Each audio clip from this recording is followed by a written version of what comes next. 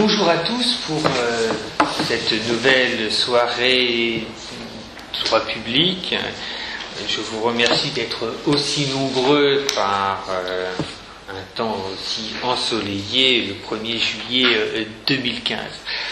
Aujourd'hui, nous accueillons une nouvelle fois le professeur Frédéric Rollin pour une intervention qui porte sur le droit de la responsabilité au moment de la Grande Guerre, une conférence intitulée « Faut-il indemniser l'impôt du sang ?» Avant de lui céder la parole, je souhaiterais vous lire un petit passage d'un ouvrage dont je vous dirai ensuite l'auteur. En 1914, à Noël, le cardinal Mercier, primat de Belgique, archevêque de Malines, prononçait ces quelques mots. Si vous me demandez ce que je pense du salut éternel d'un homme courageux, qui donne volontairement sa vie pour défendre l'honneur de son pays et pour venger la justice bafouée, je n'hésite pas à répondre qu'il ne fait aucun doute que le Christ couronne la valeur militaire et que la mort chrétiennement acceptée assure au soldat le salut de son âme. Le soldat qui meurt pour sauver ses frères, pour protéger les foyers et les autels de son pays, réalise la plus haute forme d'amour. Nous sommes en droit d'espérer pour eux la couronne immortelle qui ceint le front des élus, car la vertu d'un acte d'amour parfait est telle que d'elle-même elle efface une vie entière de péché. D'un pécheur, elle fait instantanément un saint. Au cardinal Mercier, le très cultivé et instruit baron von Bising, le cardinal Biot répondait: dire que le seul fait de mourir volontairement pour la cause juste de la patrie suffit pour assurer le salut, signifie que l'on substitue la patrie à Dieu, que l'on oublie ce qu'est Dieu, ce qu'est le péché, ce qu'est le pardon divin. Ainsi commence l'étude de mourir pour la patrie, pro patria mori, dans la pensée politique médiévale d'Ernst Kantorowicz. Et à la fin de son étude, ayant montré l'importance de l'humanitas, il conclut: si la mort du soldat au combat, pour ne pas mentionner celle du civil dans les villes bombardées, est dépouillée de toute idée embrassant l'humanitas, fût-elle Dieu, roi ou patria, elle sera aussi dépourvue de toute idée anoblissante du sacrifice de soi. Elle devient un meurtre de sang-froid, ou, ce qui est pire, prend la valeur et la signification d'un accident de circulation politique, un jour de fête légale, une question de responsabilité. Cher Frédéric, vous avez la parole. Merci Norbert, merci. Avec une introduction aussi ambitieuse, je crains fort que mes propos, qui risquent de rester un peu dans la sphère du droit administratif, paraissent un peu fades et un peu techniques et moins inspirés que ceux d'Ernst Kantorowicz ou les auteurs qu'il cite. Merci néanmoins. Il y a trois raisons convergentes qui m'ont donné envie de traiter ce sujet des pensions militaires d'invalidité et de la manière dont ce régime a été reconstruit pendant et après la guerre de 1914-1918. La première raison, c'est qu'en travaillant sur un autre sujet lié à la guerre de 1914-1918, pour une communication que j'ai faite dans le cadre de l'Institut Michel Villet sur les contrats administratifs pendant la guerre de 14-18, je suis tombé sur un rapport de Jean Romieux qui traite de ces questions, puisque c'est en fait lui qui a assuré la partie technique, on aura l'occasion d'y revenir, la partie technique, l'étude technique de la commission extra-parlementaire qui a réfléchi sur le projet, et ça me paraissait un document intéressant.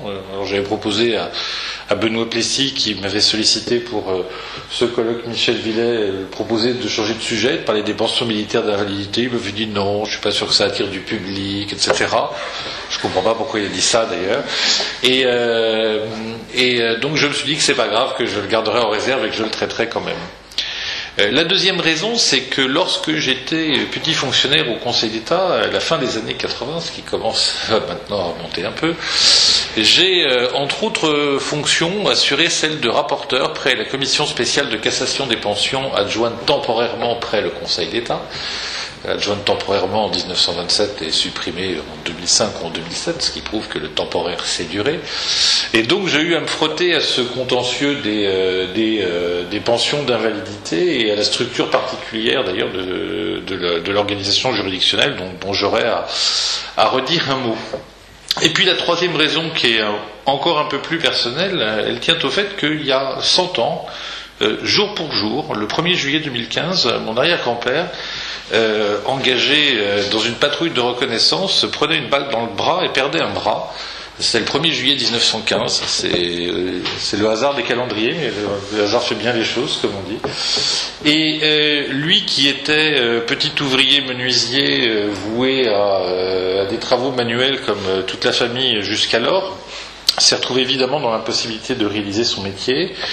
Il a bénéficié d'une pension d'invalidité, mais pas uniquement. Il a également bénéficié d'une des écoles mises en place par l'administration, dont j'aurai à reparler en fin d'exposé.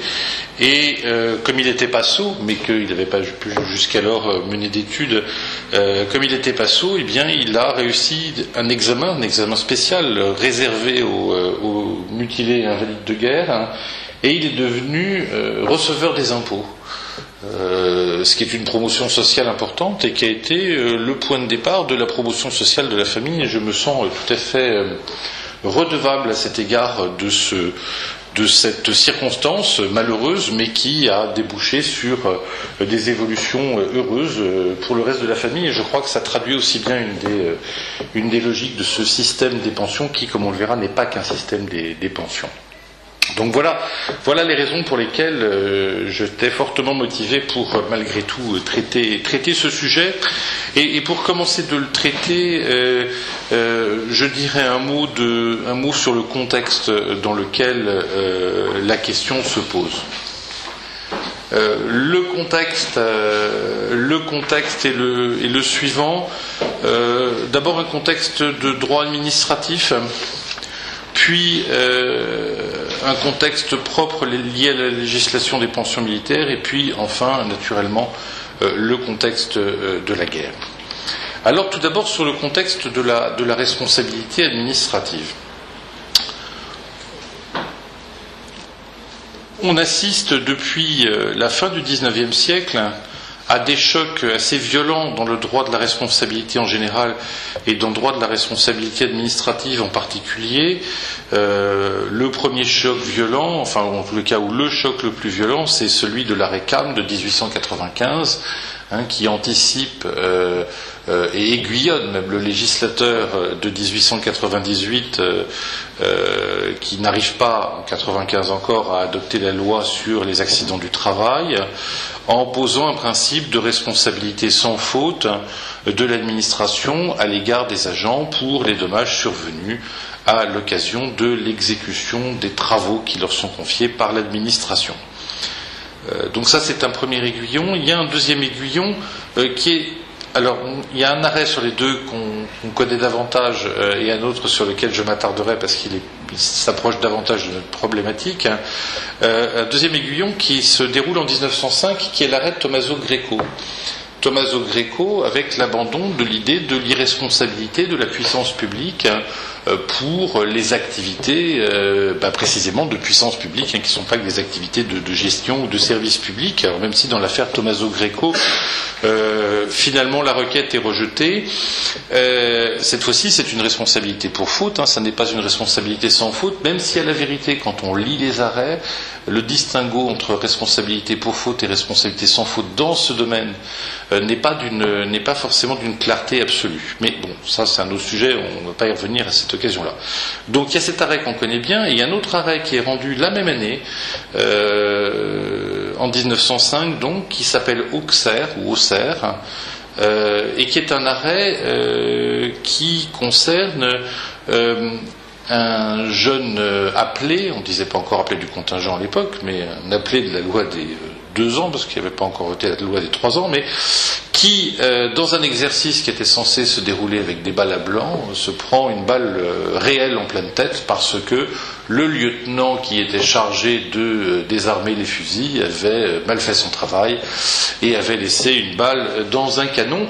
Et c'est une affaire qui a fait les choux gras de la presse du début du XXe siècle, et c'est une affaire qui a conduit le Conseil d'État à reconnaître pour la première fois de manière positive, juste après l'arrêt Tommaso Greco, à reconnaître de manière positive la question de la responsabilité, l'admission de la responsabilité pour faute de l'État en raison de cette négligence commise par un militaire et qui a entraîné donc le décès d'un autre militaire, lui appelé.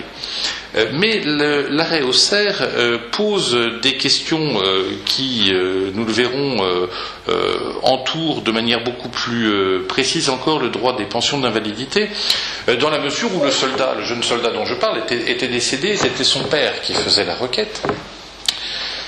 Et le ministère des armées qui défend dit non. Le stock du Conseil d'État faisait que quand le ministère a défendu l'arrêt Tommaso Greco n'était sans doute pas rendu, il dit non, principe de l'irresponsabilité de la puissance publique en matière d'activité de haute police ou d'armée, etc. Donc ça ne tient pas. Et il dit par ailleurs régime forfaitaire des pensions militaires d'invalidité telles qu'elles existaient auparavant, j'en parlerai, la fameuse règle du forfait de pension, sur lequel nous aurons l'occasion de revenir. Et donc le ministère des Armées dit bien il n'y a pas de droit à indemnisation. Le commissaire du gouvernement conclut dans le même sens que l'administration, et malgré tout le Conseil d'État, ne suivant pas les conclusions du commissaire du gouvernement, considère que la règle du forfait de pension joue pour la personne elle-même, pour les personnes concernées par la pension, c'est-à-dire la veuve et les orphelins, mais ne joue pas, à l'époque, pour les ascendants, et par conséquent admet l'indemnisation du père de la victime.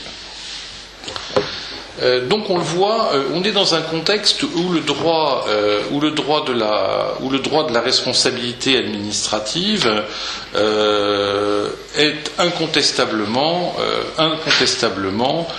en forte évolution, et des évolutions qui ne sont pas d'une cohérence absolue, puisque comme vous l'avez noté, CAM, lorsqu'on travaille pour l'administration, responsabilité pour faute, Tommaso Greco Auxerre, lorsqu'on travaille dans l'administration de la défense, lorsqu'on est soldat, responsabilité pour faute. Donc on n'a pas un régime de responsabilité parfaitement cohérent. Alors le deuxième point de contexte que je voudrais aborder, c'est la question du régime des pensions militaires d'invalidité tel qu'il existe avant la guerre de 1914.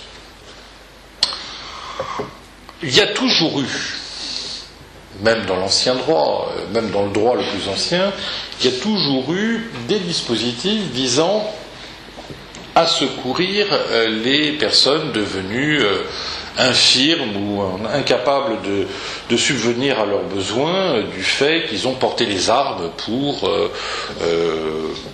la patrie après la Révolution, mais la France, le roi avant la Révolution, et la création de l'Office national des Invalides, enfin qui s'appelait pas comme ça, mais de l'institution des Invalides, est tout à fait caractéristique de ce devoir que ressent l'État d'aider ces vieux soldats, et d'un certain point de vue, ça se rattache à la logique romaine. Donc là-dessus, il n'y a pas de discontinuité nette. Simplement, après la Révolution, les choses évoluent un peu. Une fois qu'on abandonne progressivement le principe de la conscription et qu'on revient à l'idée d'une armée de métier, en particulier sous la Restauration et sous la monarchie de Juillet, eh bien on élabore un dispositif de pension dans une loi du 11 avril 1831 qui est encore en vigueur au début de la guerre, d'ailleurs encore en vigueur à la fin de la guerre pour les raisons que je dirais. On élabore une loi qui repose sur les idées suivantes. D'abord, il y a une association entre l'idée de pension de retraite et l'idée de pension d'invalidité. C'est-à-dire qu'en gros, pour qu'il y ait pension, il faut que l'invalidité ait une gravité telle qu'elle interdise la poursuite de l'exécution des fonctions et que par conséquent, elle mette à la retraite, en quelque sorte, la personne considérée. Donc il y a vraiment cette idée que cette pension n'est pas une pension d'invalidité, c'est plutôt une pension de retraite pour invalidité, si on me permet cette expression.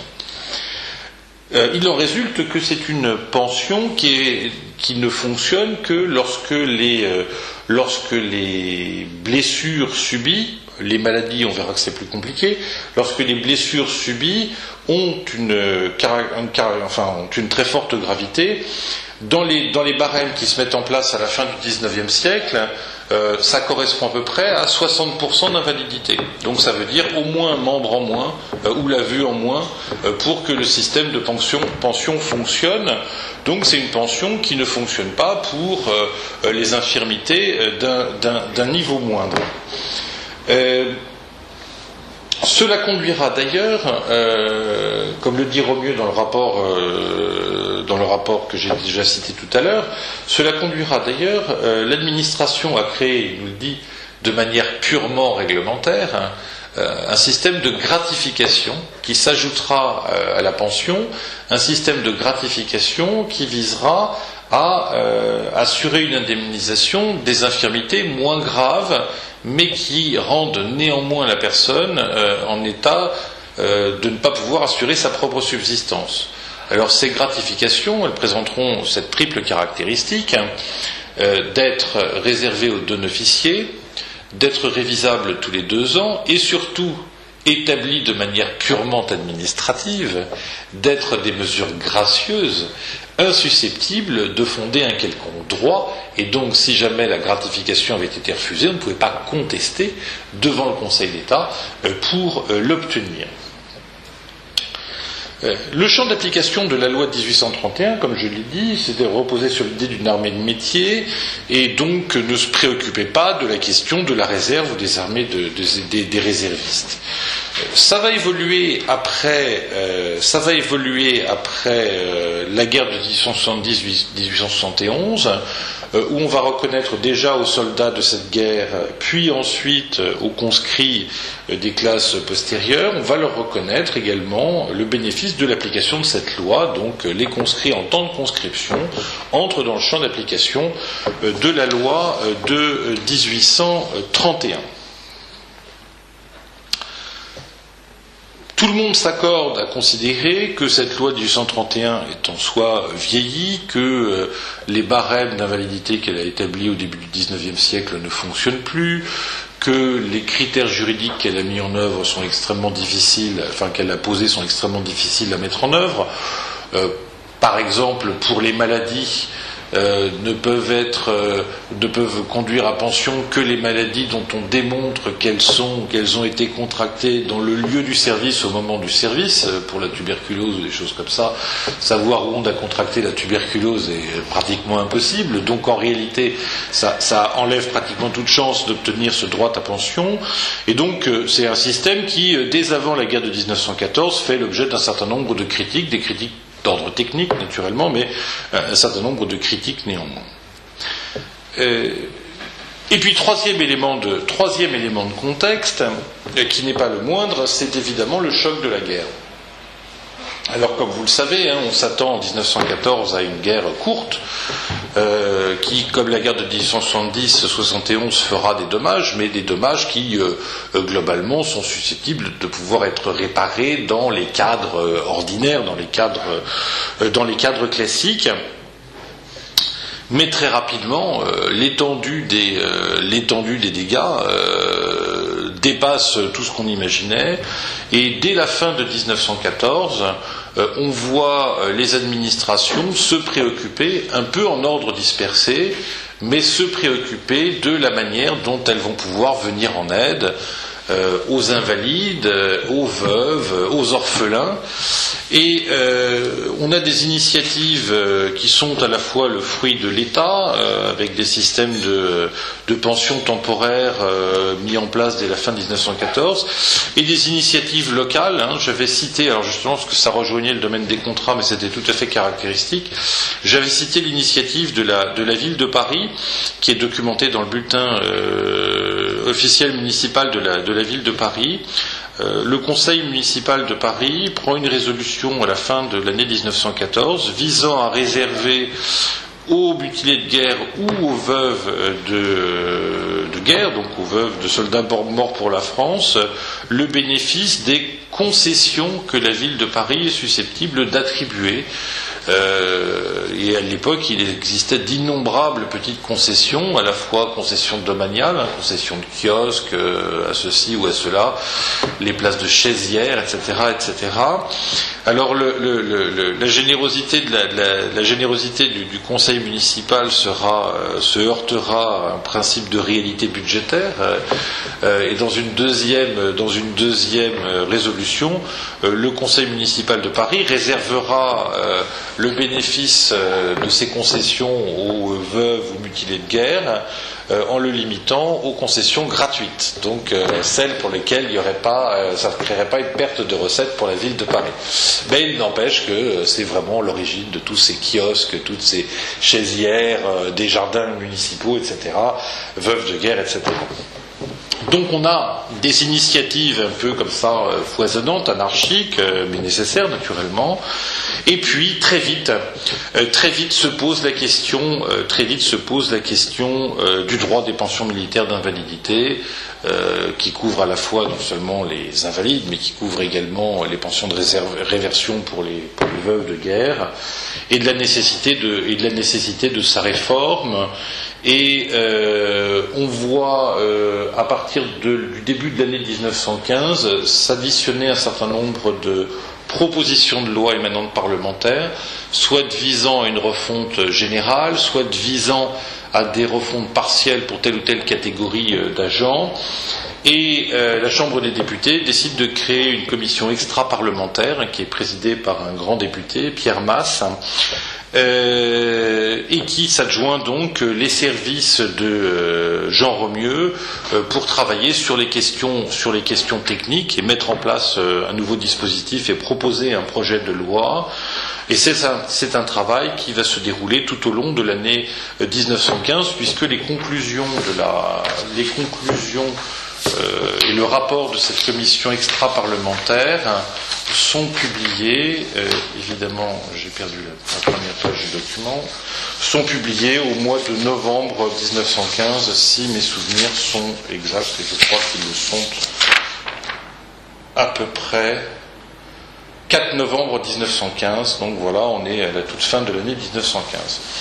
Et d'ailleurs, la première question que pose le rapport annexé à l'exposé des motifs du projet de loi, c'est la question de savoir s'il faut créer une loi spéciale pour la période de la guerre et qui ne vaudra que pour la guerre, ou s'il faut refondre et abroger, pour tout dire, pour la remplacer par un nouveau texte, la loi de 1831 de manière définitive.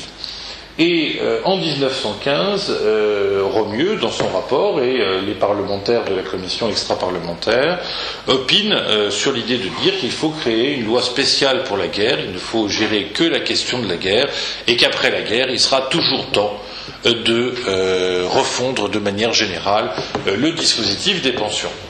Seulement voilà, nous sommes sous la Troisième République, et même si c'est la Troisième République de guerre, eh bien je vous dis, il y a un projet de loi déposé le 4 novembre 1915. On voit des avis, des rapports, de nouvelles propositions de loi qui sont en réalité des amendements un peu riches, un peu complets, qui viennent s'ajouter au projet tout au long de l'année 1916 et de l'année 1917, le vote par les chambres, la Chambre des députés et le Sénat, qui se déroule entre 1917 et 1918, une commission, on n'appelait pas ça mixte paritaire, mais une commission d'harmonisation entre les deux chambres qui se tient à la fin de l'année 1918, au mois de novembre 1918, au mois d'octobre, 1918 pour être tout à fait précis. Dernière adoption par les deux chambres et finalement vote de la loi qui entre en vigueur le 31 mars 1919. Donc il aura fallu 5 ans pour que la loi soit adoptée et évidemment, puisqu'en 1919 la guerre est finie, la question ne se pose plus de savoir si on fait une législation pour la guerre ou une législation nouvelle, on fait évidemment une législation nouvelle et la loi de 1919 est demeurée la base de la législation des pensions ultérieures. Voilà, mais la Troisième République de guerre a eu autant de mal que la Troisième République de paix sur ce sujet et n'a pas réussi à adopter ce texte dans des délais raisonnables.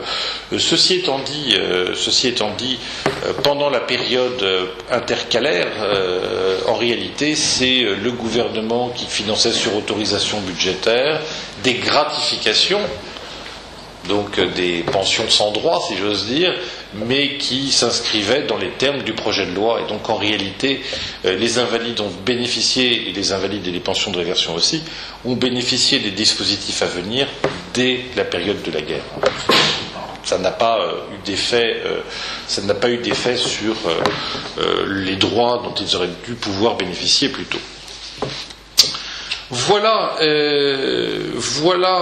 les éléments de contexte. Alors c'était plus qu'une introduction parce qu'il est déjà 7h moins le quart. Je ne vais pas vous obliger à rester jusqu'à 9h du soir, même si la température se rafraîchissant, ça deviendrait agréable. C'est vraiment l'équivalent d'une première partie. Donc ce que je voudrais voir après ce contexte, c'est d'abord évoquer les premiers projets et surtout évoquer autour des premiers projets les questions de principe qui se sont posées. Et dans le point suivant, j'évoquerai ce qui s'est passé pendant la discussion du texte et les questions complémentaires qu'ont soulevées les différentes étapes de discussion du texte. Alors d'abord sur les premiers projets et les questions de principe. Première question de principe, pour laquelle la réponse n'est pas très difficile, mais qui s'inscrit, me semble-t-il, tout à fait dans la logique de l'évolution du droit administratif de la fin du XIXe et du début du XXe siècle. Que fait-on avec les gratifications ? Est-ce qu'on conserve le dispositif pension-gratification, pension constituant un droit, gratification constituant en quelque sorte une faveur réglementaire, une mesure gracieuse ? Et la réponse est très claire, il faut supprimer les gratifications, ou plus exactement, il faut supprimer l'idée de mesure gracieuse. Il faut que l'ensemble du droit à indemnité, ou l'ensemble du transfert d'argent, parce que le terme de droit à indemnité est peut-être un peu généralisant, soit un droit et qu'on puisse le revendiquer et qu'on puisse, si on n'en a pas bénéficié, qu'on puisse pouvoir le contester ce refus ou cette moindre pension en justice. Et donc, on rejoint ici, d'un certain point de vue, Tommaso Greco, etc., avec l'idée qu'il y a des activités qui échappent, en quelque sorte, qui échappent à la responsabilité de l'administration. Et bien ici, c'est l'idée que les prestations sociales, elles non plus, ne doivent pas échapper à la juridicité. Alors, on enlève donc ce principe de mesure gracieuse, mais en revanche, pendant longtemps dans la discussion parlementaire, le terme de gratification restera et il ne sera remplacé qu'en fin de discussion parlementaire, simplement parce que la gratification, elle avait un caractère temporaire et ça permet peut-être de distinguer en réalité la gratification temporaire et renouvelable en fonction de l'état de consolidation de l'infirmité de la pension définitive. Quand on a perdu un bras, c'est pour la vie. Quand on a une raideur dans la nuque ou quand on a une maladie, c'est pas nécessairement pour la vie. Et donc il y a une révision qui est opérée de manière périodique. Et si l'infirmité a disparu, eh bien le droit à pensionnement disparaît avec. Et donc les gratifications désigneront ce système de pension temporaire. Donc, première question de principe, et là, pour le coup, la réponse simple est tout à fait dans l'esprit de l'évolution du droit et de la responsabilité administrative. Deuxième question, et celle-là beaucoup plus délicate, même la question centrale, c'est la suivante. Comment faut-il indemniser ou pensionner les conscrits ? Pour l'armée de métier, on sait. Pour l'armée de métier, on sait, c'est la vieille théorie du contrat de service public, et on dit, voilà, eh bien, dans l'armée de métier, on est dans la position d'un agent qui subit un dommage du fait du service public, alors on glisse d'un dispositif de responsabilité pour faute à un régime de responsabilité sans faute, mais on est dans le mécanisme classique de l'accident du travail, même si le militaire n'est pas un travailleur comme un autre. J'attire quand même l'attention un instant sur ce point pour dire à quel point, désolé pour la répétition, à quel point le vote de la loi de 1898 a marqué les esprits. Tous les débats autour de la loi sur les pensions militaires d'invalidité, tous les débats ont soit en arrière-plan, soit directement en vue la loi de 1898. Que ce soit sur les principes d'indemnisation, que ce soit sur les barèmes, que ce soit sur les ayants droit, que ce soit sur les causes d'exclusion, on pense loi de 1898 et clairement on s'inscrit dans cette perspective-là. Et donc pour les militaires de carrière, loi de 1898, c'est bien le régime des accidents du travail qu'on leur applique, et qu'on leur applique, comme on le verra, avec le même système forfaitaire qui est à la base de la loi de 1898. C'est-à-dire qu'il y a un forfait d'accident du travail, il y a un forfait de pension, c'est vraiment le même dispositif qui est à l'œuvre. Pour les appelés, pas les conscrits comme on dit à l'époque, pour les conscrits, la question est beaucoup plus délicate. On lit en gros quatre positions. La première position, encore que je n'ai vu personne qui l'ait soutenue, je n'ai vu que des gens qui l'ont dénoncé. La première position, c'est celle qui a donné le titre de la communication, c'est l'impôt du sang. Sur la base du pacte constitutionnel, sur la base de la Déclaration des droits de l'homme, tous les citoyens sont tenus de défendre la nation en danger.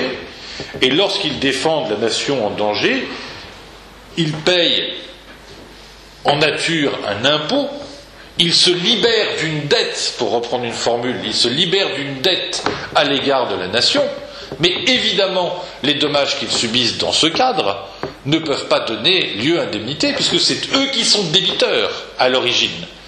Donc c'est un système dans lequel il n'y a pas de droit à indemnisation. Eh oui. On fait que payer ses impôts jusqu'au bout, en quelque sorte. On paye le troisième tiers. L'amputation, c'est le troisième et dernier tiers. Voilà. Le quatrième tiers. Voilà. Mais ce système-là, je n'ai vu personne le soutenir. Il faut dire que le soutenir pendant la guerre, c'est passablement imprudent, à mon sens. Pour un élu, c'est, je pense, un gage de non-réélection immédiat, voire de quelque esclandre parlementaire. Le deuxième système, qu'on trouve un peu évoqué par les parlementaires dans le cadre de la discussion parlementaire, c'est le système de la responsabilité 1382, quasi délictuelle, en disant, ben voilà, les appelés ou les conscrits subissent un dommage du fait de l'État et l'État doit le réparer. Alors, dans son rapport, évidemment, Romieux ironise sur le fait que 1382 ne s'applique pas à l'État, qu'on finit par le savoir depuis un certain temps, et que par conséquent, ça ne fonctionne pas. Le troisième système que l'on trouve mentionné, et qui est un lieu commun du début du XXe siècle, c'est celui du quasi-contrat. Alors pas la gestion d'affaires, hein, ou pas l'enrichissement sans cause, mais le fameux quasi-contrat des solidaristes. Le fameux quasi-contrat des solidaristes, en quelque sorte, l'État a une obligation sociale particulière vis-à-vis des agents, et par conséquent, lorsque les agents subissent un dommage dans le cadre de cette obligation sociale, eh bien, ce quasi-contrat oblige l'État à réparer ces dommages. D'ailleurs, Romieu ne le conteste pas sur le principe. Il a une assez jolie formule, il dit oui, il y a une obligation sociale particulière en période de guerre, sans qu'on puisse en déduire des conséquences en termes de régime juridique, parce qu'on va voir que derrière, en réalité, la problématique est un peu différente. Donc, quasi-contrat, c'est une des hypothèses, et puis le dernier système que l'on trouve proposé par certains auteurs, c'est le système de la réquisition, en disant que le conscrit, en réalité, se trouve dans la position d'un requis, ou d'un réquisitionné, pour employer une autre terminologie, c'est-à-dire qu'on l'oblige à venir à l'armée, de la même manière qu'on oblige le propriétaire d'un cheval à le donner pour conduire l'équipage, et par conséquent, eh bien, le conscrit se trouve dans la position du réquisitionné, il a le droit à l'indemnisation du réquisitionné. Position théorique, mais position théorique qui ont en réalité une superstructure ou une infrastructure totalement financière, puisque lorsqu'on dit réquisitionner, on pense par conséquent à l'indemnisation faite par la Cour de cassation des réquisitionnés, dont on sait qu'elle a été éminemment profitable pendant la guerre de 1914-1918. Rappelons que les taxis de la Marne réquisitionnés ont fait la course de Paris jusqu'au marais de Saint-Gon et jusqu'à Meaux au tarif de la course du dimanche et de nuit aller et retour, et qu'ils en ont tiré un bénéfice substantiel, surtout ceux qui ont fait 2 ou 3 fois l'aller-retour parce que leur taxi n'est pas tombé en panne. Donc, comment ? Ils n'avaient pas de Uber encore, c'est l'Uber à l'Est, c'était en face. Et par conséquent, le système de la réquisition est en réalité un système qui demande l'indemnisation intégrale. Le système du quasi-contrat repose aussi globalement sur l'idée de l'indemnisation intégrale. Or, l'indemnisation intégrale du préjudice, elle signifie quoi ? Elle signifie que la perte que subit le soldat n'est pas une perte liée à son état militaire, c'est une perte par rapport à son état civil. Si vous êtes un grand chirurgien et que vous perdez une main à la guerre, ça n'est pas la même chose que si vous êtes employé aux écritures et que vous perdez la main gauche. Dans un cas, vous ne pourrez plus opérer, dans l'autre, vous pourrez continuer votre travail aux écritures. Et si le grand médecin a été soldat de 2e classe au même titre que l'employé aux écritures, si on adopte un système de responsabilité lié à la fonction militaire, il a le droit à la même chose. Si on adopte un système de responsabilité lié à la vie civile, compte tenu de la perte qu'il subit, eh bien, il aura le droit à beaucoup plus. Donc, une individualisation et surtout un risque de caractère tout à fait exponentiel du droit à pension.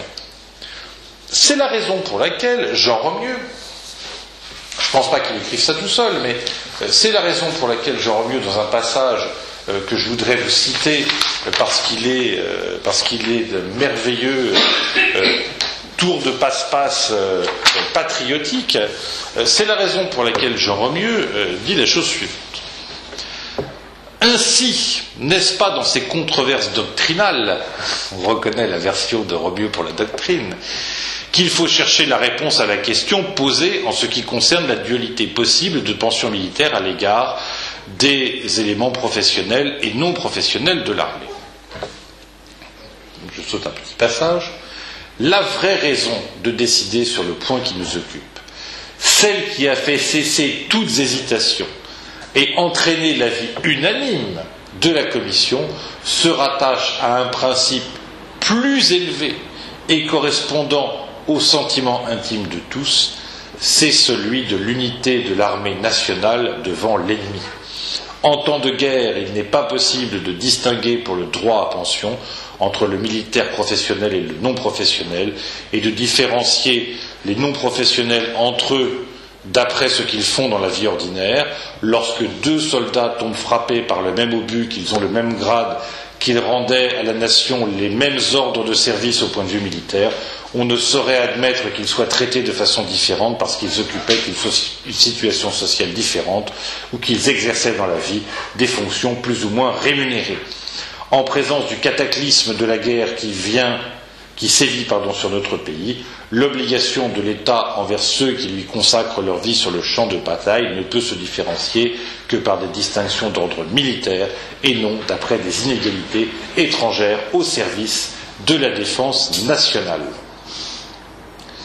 La valeur qui sert de base au calcul de la réparation en temps de guerre ne peut être la valeur sociale telle que l'établit l'échelle des valeurs de la vie civile, mais uniquement la valeur au point de vue militaire telle qu'elle résulte des échelons admis par la législation militaire. C'est beau, puis ça, c'est plusieurs fois pour dire la même chose. C'est beau, mais ça a surtout un merveilleux avantage, c'est qu'on leur applique le droit des pensions militaire générale et par conséquent la règle du forfait de la pension. Et par conséquent, ils n'auront pas le droit à plus d'indemnités que ce que prévoit le régime des pensions sur la base d'un barème égal pour tous. Et donc en réalité, comme dans le système des accidents du travail, le fait d'intégrer les conscrits dans les pensions militaires ordinaires permet de les assujettir au forfait de pension. Cet élan patriotique des soldats qui tombent du fait du même obus a quand même des effets budgétaires sensibles. Il y a le forfait du feu et il y a le forfait de la France. Voilà. Et donc, derrière ces élans patriotiques se dissimulent des préoccupations financières qui sont déjà sensibles en 1915, mais qui le deviendront de plus en plus dans la discussion. Et j'évoquais tout à l'heure l'espèce de commission mixte qui s'est réunie en 1918 pour harmoniser la version de la Chambre des députés et celle du Sénat. Elle dit, voilà, si vous faites bouger n'importe quelle indemnité, ça va correspondre à tant de millions pour l'État, en plus ou en moins, avec une incitation, surtout en 1918 où là les choses commencent à aller financièrement très mal, une supplique pratiquement aux parlementaires de ne pas jouer la politique en quelque sorte du toujours plus pour favoriser les pensionnés et peut-être espérer se faire réélire. Voilà donc ces dispositifs et voilà donc comment on le résout. Et donc vous voyez, le titre de la communication paraissait désigner un objet théorique et on se rend compte que cet objet théorique est quand même un objet qui a des conséquences essentiellement financières. Voilà pour les questions de principe que je voulais aborder. Je voudrais maintenant en venir aux questions complémentaires, des questions passionnantes aussi, mais des questions qui émergent pendant la discussion du texte, où une fois qu'on a posé les grands principes, il va essayer de falloir rédiger un projet de loi, et ça ne va pas être simple, et on va se poser beaucoup de questions. Alors, première question complémentaire sur laquelle je ne m'attarderai pas, même si en droit de la responsabilité c'est une question assez intéressante, c'est la question du régime de l'imputabilité.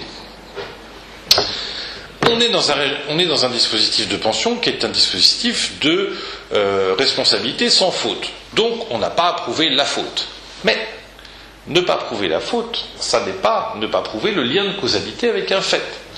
Et ici, il y a deux dispositifs possibles. Ou bien il faut demander aux pensionnés de prouver le lien de causalité avec un fait du service, ou bien établir un régime de présomption, mais non pas de présomption de faute, un régime de présomption d'imputabilité. en disant que tout ce qui s'est déroulé pendant le temps du service est réputé être le fait du service.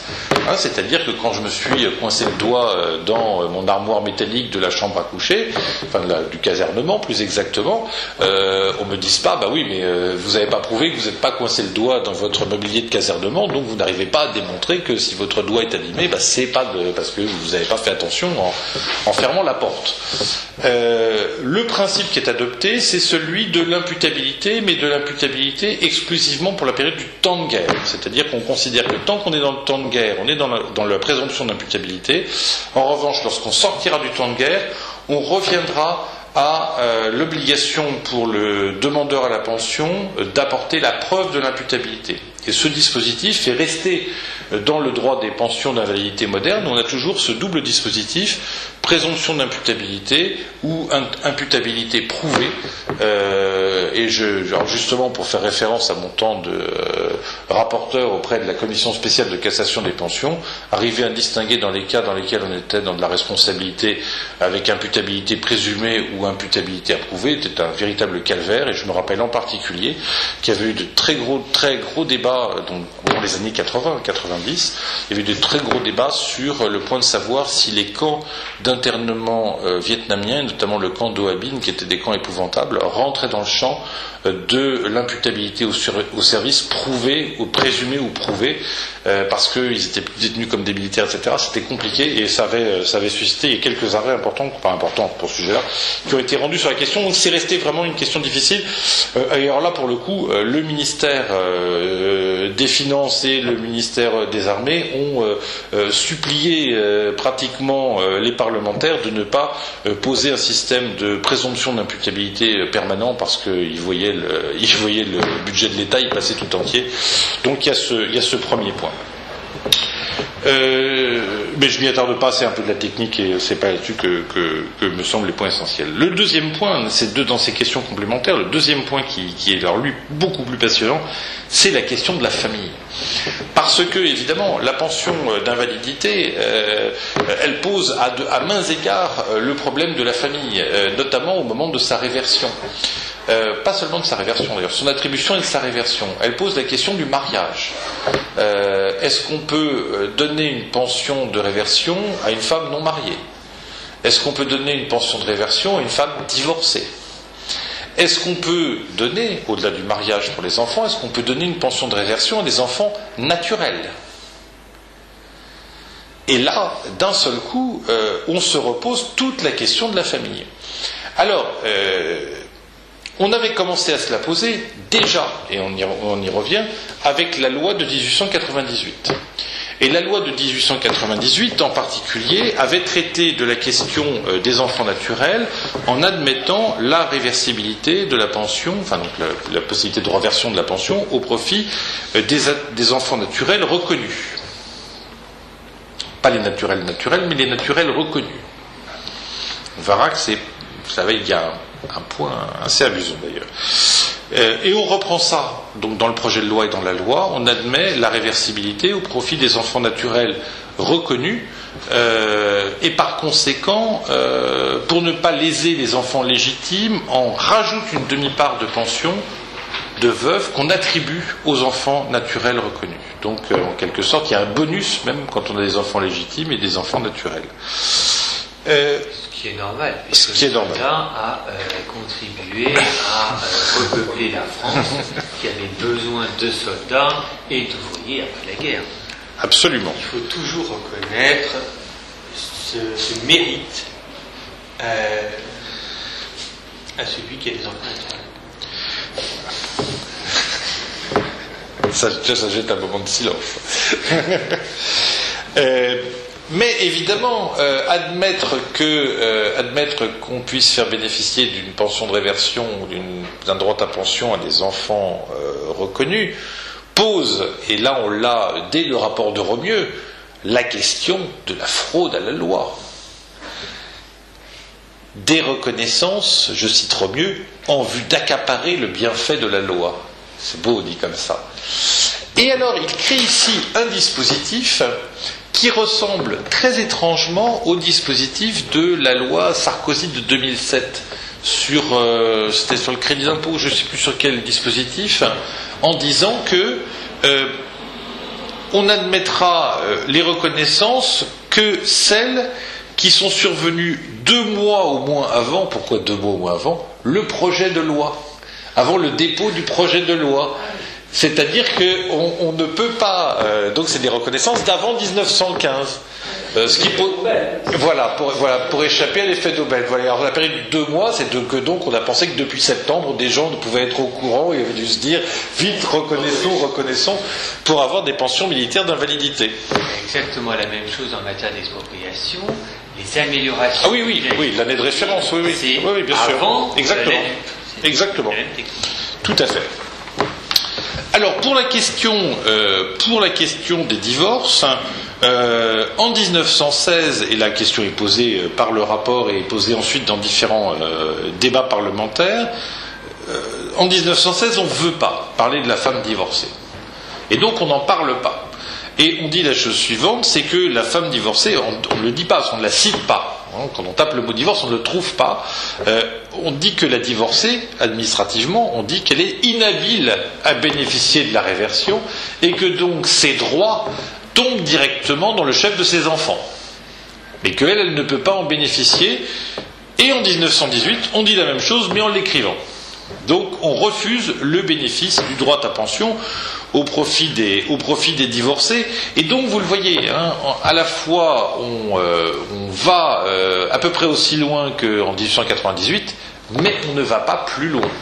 Et on ne va pas plus loin, à mon sens, d'abord peut-être par une forme de conservatisme inhérent à la guerre, mais surtout parce qu'on sait bien que la guerre a fait naître un certain nombre de phénomènes socio-matrimoniaux liés à la distance, etc., et qu'on ne veut pas favoriser ces comportements qui posent déjà suffisamment de problèmes, les femmes qui divorcent, qui mènent la vie pendant que les soldats sont au front, et vice-versa.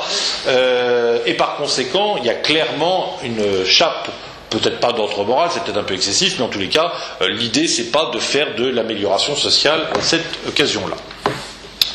Troisième question particulière, qui est aussi une question particulière très intéressante, et si Serge Flama avait été là, il aurait sans doute apprécié. Dans un premier temps, ce droit des pensions militaires d'invalidité n'a vocation à s'appliquer que pour les militaires métropolitains. Et puis à partir de 1917, on commence à puiser largement dans le réservoir colonial pour fournir de la chair à canon, se pose la question du droit à pension des militaires originaires des colonies. Eh bien, dans les versions du projet de loi à partir de 1917, sur la base d'une proposition de loi d'ailleurs, et ça sera conservé jusqu'à la fin, on pose le principe de l'égalité de pension entre les militaires indigènes et les militaires français, donc avec égalité de grade et égalité de barème, ce qui est tout à fait respectable. Et de surcroît, et dans nos temps frileux religieusement c'est assez amusant, on admet même la polygamie, puisque l'article 64 et 65, 64 puis 65 dans les dernières versions du projet de loi, prévoit qu'en cas de réversion, la pension est partagée par tête entre les veuves, après décision rendue par l'autorité locale s'inspirant des usages indigènes. Donc on admet la réversion polygamique de la pension militaire d'invalidité. Je suis sûr que si on parlait encore de ça aujourd'hui, ça susciterait des holas tout à fait considérables. Oui, parce que c'était contraire à la République française. Oui, tout à fait. Alors, soyons clairs, ça ne fonctionne... Oui, elle est divisée par autant de veuves. Ça coûte pas plus, non. Et la réversion pour les enfants, pour les jeunes filles, c'est si elles ne sont pas mariées à 18 ans, parce que si elles sont mariées, ça va bien. Mais ça ne fonctionne que pour les colonies dans lesquelles la conscription a été mise en place. Et donc en réalité, ça vise essentiellement quand même l'Algérie alors là pour le coup, j'ai pas fait la recherche de droit colonial, mais ça vise pas l'Indochine par exemple. Ça ne vise pas, je crois pas que ça vise les Antilles. L'Algérie était très polygamique. ça non plus, je suis pas. Oui, peut-être que c'était pas si important que ça, ouais, je sais pas. Mais enfin, en tous les cas, c'est. Je connais la machine de l'époque. Voilà, en tous les cas, c'est un point frappant de constater que sur ce point-là, on essaye de maintenir une égalité de droit et même un point relativement progressiste. Avant-dernier point que je voudrais aborder, qui là encore est un aspect tout à fait important, et j'en ai d'ailleurs dit un mot en commençant, c'est le droit à rééducation. À partir de 1918, et d'ailleurs il y a une loi spécifique qui est votée là-dessus, et ensuite elle est réincorporée dans la loi sur les pensions du 31 mars 1919, on pose à côté du droit à pension, qui est le droit de l'invalide incurable en quelque sorte, le droit à rééducation, qui est le droit de l'invalide curable de celui qui, s'il bénéficie d'une rééducation, mais pas seulement d'une rééducation physique, également d'une rééducation sociale et scolaire, qui peut bénéficier d'une nouvelle affectation professionnelle. Et alors, ce sont des dispositifs qui se rattachent à des mesures qui ont été mises en place localement, là encore, avec des initiatives spontanées, des associations, etc., pendant la guerre, mais qui sont cristallisées dans ce mécanisme avec la création de l'ancêtre de l'Office national des anciens combattants et des mutilés de guerre, qui est chargé de cette mission, la création du régime des emplois réservés, qui se fera un peu plus tard, et la création des écoles rattachées au ministère des anciens combattants. Il y en a encore quelques-unes d'ailleurs, même si maintenant elles ont un peu perdu leur vocation. La création des écoles chargées d'apporter des formations professionnelles aux mutilés de guerre. Et on crée même dans la loi du 31 mars 1919 un régime d'apprentissage propre aux mutilés de guerre, avec une indemnité de 2 francs par jour versée aux mutilés de guerre qui trouvent un contrat d'apprentissage et la gratuité pour le patron de l'emploi de ce mutilé de guerre. Donc on est vraiment dans des dispositifs sociaux assez avancés, même si des principes généreux posés dans la loi à la mise en œuvre, il y aura de grandes difficultés qui touchent plutôt à l'après-guerre. Et d'ailleurs, si vous tapez sur Internet, il y a un article absolument passionnant sur lequel je suis tombé en préparant cette communication, un article de Jean-François Montes qui s'appelle « La formation professionnelle des adultes invalides après la Première Guerre mondiale ». Si vous tapez Jean-François Montes et la formation professionnelle des adultes invalides, vous allez le trouver, parce qu'il est totalement en ligne. C'est dans la revue Formation Emploi de 1992, numéro 35, page 14, qui décrit comment, de ce principe, a ensuite l'obligation de mettre en place des quotas, les administrations qui rechignent à utiliser des invalides, etc. Comment ce dispositif va poser des problèmes de mise en œuvre tout à fait considérables. Presque dernier point, la question du contentieux. Il faut quand même en dire un mot, même si c'est moins important que le droit lui-même, la question du contentieux, parce que, comme je l'ai dit, on a vécu sur un dispositif étrange, avec des tribunaux départementaux des pensions, des cours régionales des pensions et une commission spéciale de cassation adjointe temporairement devant le Conseil d'État, avec cette caractéristique que les juridictions du fond étaient des juridictions judiciaires, puisque c'était des formations du TGI et de la Cour d'appel qui siégeaient en matière administrative, et dont le contrôle de cassation était assuré par une formation du Conseil d'État ad hoc, dans lesquels ne siégeaient pas des membres du Conseil d'État, parce que moi-même j'étais petit secrétaire administratif, et c'était parce que j'avais obtenu ma licence en droit que j'avais eu le droit d'être rapporteur auprès de cette commission. Alors pourquoi est-ce qu'on est arrivé à ce système-là? Si j'en dis un mot, c'est parce que on pense généralement, et d'ailleurs avant de travailler là-dessus, j'étais sinon le premier, du moins de ceux qui le pensaient, on pense généralement que c'est lié au fait qu'on se méfiait du Conseil d'État et des juridictions administratives en général, en termes de pingrerie et en termes de rejet des requêtes visant à obtenir droit à pension. Et l'idée qui courait, c'est que de donner ça au juge judiciaire, ça garantissait peut-être une écoute un peu plus attentive des pensionnés. En fait, il n'en est rien lorsqu'on lit les débats parlementaires, et ça est une question qui émerge à la fin de l'année 1917. Je crois que tout simplement, lorsqu'on voit le nombre des dossiers de pension prévisionnels qui vont s'accumuler, le Conseil d'État, qui aurait été juge de premier sort, le Conseil d'État ne se voit pas absorber la masse des dossiers de pension, à venir et des contentieux de pension à venir. Il préconise par conséquent presque lui-même la création de commissions puis de tribunaux départementaux. Et en 1918, on y rajoute, là encore, parce qu'en faisant les calculs, on s'est dit que ça risquait de faire encore beaucoup, on rajoute les commissions régionales, donc une espèce de cour d'appel, commission régionale des pensions, qui feront que le Conseil d'État ne sera que juge de cassation et donc aura une matière limitée. Et comme malgré cela, il y en aura encore beaucoup, on créera en 1927 la commission spéciale pour décharger les formations ordinaires du Conseil d'État.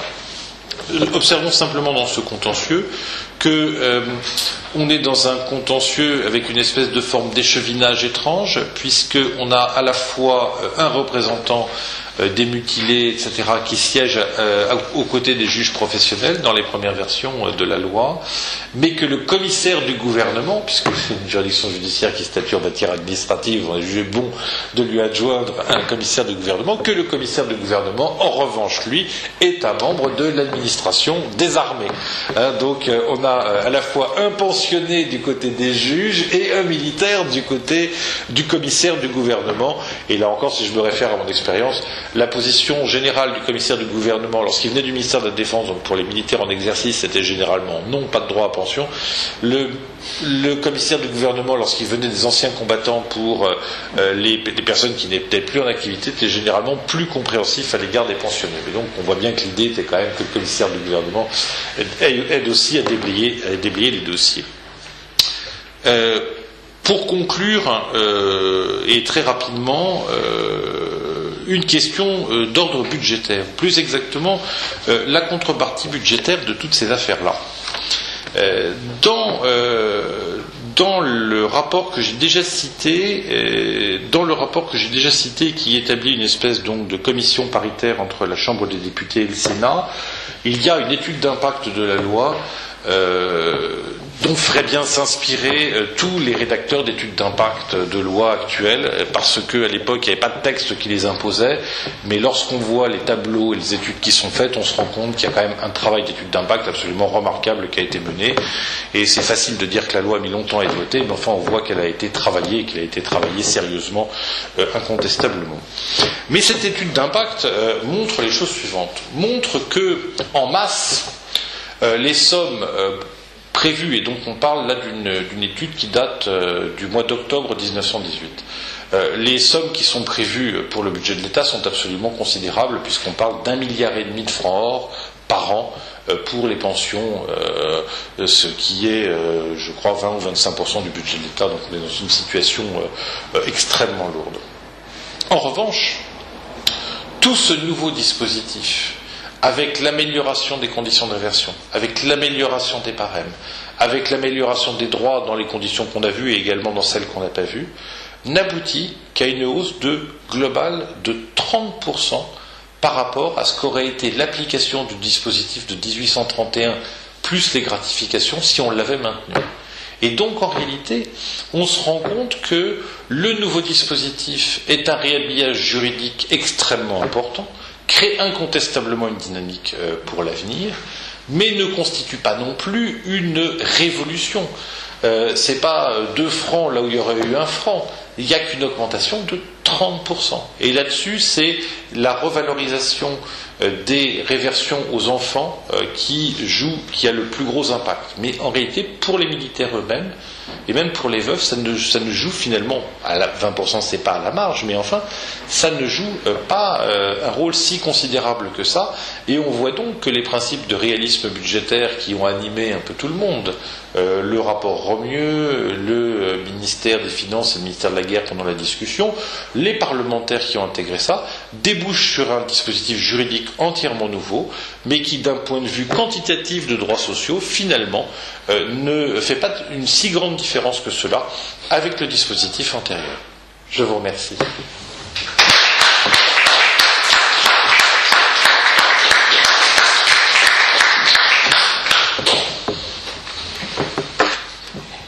cher Frédéric, merci pour cette belle intervention. Puisque j'ai la parole, je vais la conserver pour faire une remarque à propos des femmes. Les femmes sont les grandes absentes des débats à propos des indemnités de guerre, quelles qu'elles soient, ou des débats qui se développent dans les commissions qui portent sur les différents types d'indemnités. Tu as dit que ce qu'il en était pour la question des pensions, on retrouve le même refus de parler des femmes devant le comité pour la réparation intégrale des dommages de guerre. Le début de la commission est très clair. On ne parlera pas des femmes au cours de ces débats. Alors, il est vrai que l'essentiel de ces indemnités porte sur les biens matériels et avant tout sur la propriété immobilière, mais ce qui est impressionnant, c'est la violence avec laquelle la question de l'indemnisation des personnes physiques et tout particulièrement des femmes se développe. C'est absolument incroyable. Et ça aurait été particulièrement étonnant de voir que l'attitude eût été différente ici, où on aurait pu aussi imaginer que le refus d'en parler devant le comité pour la réparation intégrale s'explique par l'acceptation d'en traiter dans d'autres cadres. En fait, pas du tout. Il n'est jamais question des femmes. Et il y a eu des articles et des études dans le cadre du centenaire de la Grande Guerre qui montrent que ce silence a duré très longtemps parce que les enfants, là pour le coup naturel, mais pas voulu, de femmes violées de façon systématique par les Allemands dans les territoires occupés, cette question a été passée sous silence pendant des décennies. Donc c'est quand même, il y a une constante. Là pour le coup, c'est assez incroyable. Alors, sur les pensions, Oui, non, c'est une chose qui m'étonne. Ça mérite, parce que à la même période, la femme est au centre des débats du droit privé. En 1898, avec des suscité des commentaires, et notamment un article de Player, la femme peut ouvrir un compte à la caisse d'épargne sans autorisation du mari, gros problème. Et puis, si je me souviens bien, c'est en 13 par là qu'on a voté le droit pour les femmes de bénéficier de leurs revenus professionnels. Et donc on est en pleine ascension de la femme. Et là, c'est la femme coupable. Hein. Ah oui, là, ouais, c'est la femme coupable ou qui aurait dû mieux se défendre. C'est très justinien. Aussi, on glorifie aussi la femme qui était dans une usine. Alors voilà, c'est pour ça. Qui fabriquait des obus. Oui. Moi, je ferai plus attention pour une raison qui m'est imputable et pour une autre qui ne me l'est pas. Celle qui ne me l'est pas pour commencer, c'est que on ne parle pas de la femme, mais on parle de la mère, de la veuve ou de la mère. Donc celle-là, on en parle et on en parle beaucoup. Celle dont on ne veut pas parler, c'est la femme de mauvaise vie, hein, c'est-à-dire celle qui a eu des enfants avant le mariage ou celle qui a divorcé.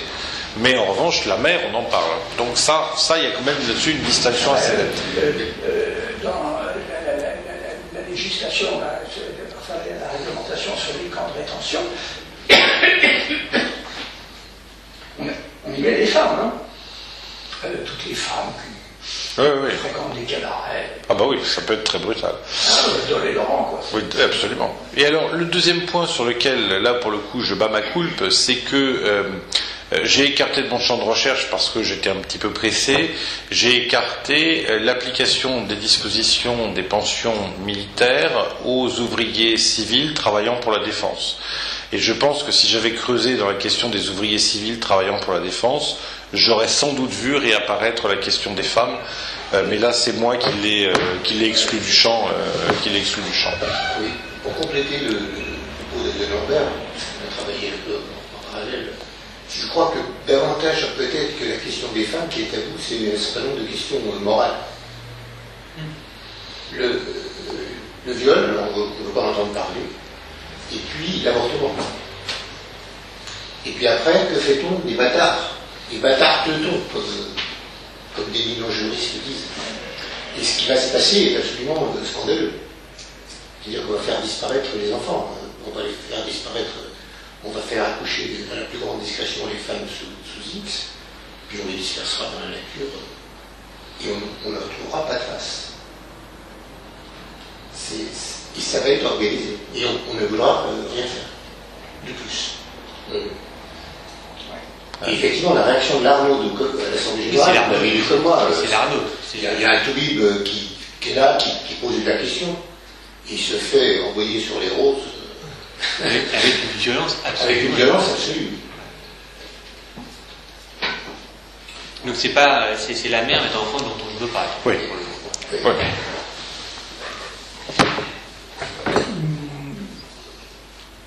Oui. Si je peux encore. Oui, il y a un truc aussi qui m'a frappé, c'est le parallélisme d'évolution de la pensée et des dispositifs par rapport aux dommages matériels. C'est-à-dire qu'on se pose la question au début, est-ce que c'est une obligation d'ordre civil? Bon, assez vite on évacue et on dit non, c'est autre chose. Après, on se pose la question du coût, mais là, c'est beaucoup plus facile. Alors, je ne sais pas si vous l'avez eu pour les pensions, mais on va dire c'est la mère qui paiera. Non, pas tellement, là. Pas tellement. Parce que le dommage matériel de guerre, on a exclu les dommages moraux. C'est clair, le gouvernement français ne fait qu'une avance, en quelque sorte, mais c'est l'Allemagne qui perd. Et puis après, la loi sur les dommages, c'est avril 1919, je crois. Donc. Alors qu'on a l'impression, à lire les travaux du comité, que ça va être demain. Ah oui, là on ne comprend pas pourquoi ça prend tant de temps, parce que entre le projet initial et le projet définitif, il y a 15 jours de travail parlementaire en technique pure, quoi. Donc tout le reste, c'est du débat, c'est des choses qu'on a du mal à comprendre, effectivement, pourquoi ça prend tant de temps. Mais pour les dommages matériels, c'est exactement pareil, puisqu'il y a le projet de loi commenté par Gaston Gèze dans la RDP de 1915, et la loi finalement adoptée et commentée par Bonnard, Roland, c'est Roland, en 1919, c'est la même chose. Il n'y a pas eu de véritable avancée, les dispositions n'ont pas été réécrites. Mais par contre, c'est le même calendrier. Et d'ailleurs, l'adoption nous montre bien. Et puis, il y a des tribunaux spécifiques créés pour indemniser, oui. Qui, au début, une forte présence de juristes judiciaires, et puis, au fur et à mesure qu'on avance dans le temps, comme le gouvernement trouve que ces tribunaux sont un peu trop généreux, on va inclure de plus en plus des gens de préfectoral, du conseil de retraite. Vous avez évoqué les emplois réservés, ça existe encore? Parce que moi j'ai vécu, vous savez, à l'université. Bien sûr, oui, bien sûr. Sous le régime des emplois réservés. Bien sûr. Les appariteurs à Nanterre, dans les années 68, c'était des emplois réservés. Oui. Les bibliothécaires. Les Pujas, les magasiniers. Ah oui, les magasiniers. Les magasiniers, c'était des emplois réservés. Je me souviens, il y avait un magasinier qui était constamment ivre et assez violent. Et je vois encore un de ses collègues me dire, oh, vous savez, il avait déjà une assez sale réputation à Saint-Gon. Dans les années 50. Je ne sais pas si ça existe encore ou si ça a été intégré dans les obligations générales de recruter des travailleurs handicapés. Maintenant, je me demande si ça n'a pas été refondu avec dans la loi de 95. Ils n'étaient pas handicapés du tout. Ah, moi j'en ai vu, en bibliothèque, j'en ai vu pas mal qui avaient... Normalement, ils étaient handicapés. Hein. Parce qu'il y avait vraiment une liaison pension et emploi réservé. Et alors, il y avait vraiment... Ils étaient handicapés par le pastis. C'est extraordinaire d'ailleurs. Bon. Mais il y avait deux catégories. Parce que j'en connais des vieux ici. Ils sont tous morts. Et tous morts de cirrhose. Ça, c'est les séquelles de l'Indochine, ça. C'était extraordinaire. C'est-à-dire qu'à 11h du matin, les sous-sols... J'ai une sociologie des sous-sols. Comme je dois dire, j'avais une carte d'accès aux rayons depuis 1974, j'ai tout de même vu du monde. Et donc, à 11h, les sous-sols se vidaient, ils montaient tout devant nous, et ils allaient pour une interminable tournée au café. Qui n'existe plus. Alors, il y a deux catégories d'emplois réservés. Hein. Il y a les emplois réservés. Il y a deux catégories d'emplois réservés à l'époque. Il y a les emplois réservés sans concours ou sans examen. Oui. Donc vraiment pour, c'est ça, gardien de musée, magasinier, appariteur, etc. Et les emplois réservés avec examen ou concours. Pour des fonctions plus importantes. Mon arrière-grand-père, c'est comme ça, comme je disais, qu'il est devenu receveur des impôts. Mais il a eu une formation, il a passé un examen. Alors c'était un examen réservé aux mutilés de guerre, mais c'était un examen quand même. Donc tout le monde n'était pas admis. Vous avez évoqué le régime de l'imputabilité et vous évoquez le temps de guerre. Est-ce que vous avez eu des contentieux ou vous avez une idée de la manière dont étaient traités les dégâts qui ne... je pense au gazé, par exemple. Dans un certain nombre de cas, à la ville, c'est déclaré que... Oui, alors ça fait partie des éternels problèmes. Hein. Alors ça, la distance entre la cause et les faits, et donc comment on détermine l'imputabilité. J'ai des vieux volumes encore du Code des pensions militaires à noter. C'était Ducos Sader notamment qui faisait ça chez Lavozelle. Alors là, il y a de la jurisprudence, il y a des kilomètres de jurisprudence. On ne peut pas faire plus casuiste. Hein. Franchement, pour savoir quand est-ce que c'est bon et quand est-ce que c'est pas bon, mystère. Moi, à chaque fois quand j'avais un dossier à traiter, en gros, je savais pas quoi. Donc je m'en remettais, parce qu'à la commission spéciale de cassation des pensions, les présidents de chambre, ça rigolait pas, c'était généralement des anciens présidents adjoints ou présidents de la section du contentieux du Conseil d'État. Donc en réalité, j'ai des gens qui connaissaient assez bien le métier du contentieux, et donc il était prudent de ne pas avoir trop de solutions personnelles et de leur laisser le choix des solutions. Il fallait dépouiller les moyens, éventuellement trouver de la jurisprudence, et puis après, ils faisaient bien même. Moi, par exemple, j'ai travaillé sous la houlette du président Heumann, donc je me voyais mal à 22 ans discuter les propositions de solutions du président Heumann. Il reste que l'état du Lebon a une période. Oui. Mais il y a mon nom d'ailleurs. Hein. Il y a un arrêt avec Rollin rapporteur aux tables du recueil Lebon. Hein. Ah. Immédiatement arraché la Non, mais ça, c'est comme le bénéfice de guerre. Ouais. Il y a une commission spéciale. Absolument. Moi, c'est un arrêt qui dit que les magistrats honoraires ne peuvent pas siéger dans les tribunaux départementaux des pensions et les cours régionales des pensions. Et TOC. Voilà. Alors, il reste que sur la proposition de Ferdinand Lope, qui est devenue la pension de la veuve du soldat inconnu. Ah mais, alors j'ai pas étudié toutes les questions, mais le problème des disparus, est un problème, parce que s'ils sont disparus, ils ne sont pas morts.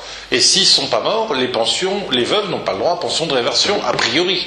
Donc il faut établir un dispositif technique. Mais on l'imagine très bien, ils ont disparu en 14. Il y a un film très C'est les absents. Capitaine Conan, C'est les absents du temps des campagnes napoléoniennes. Voilà, oui, bah oui.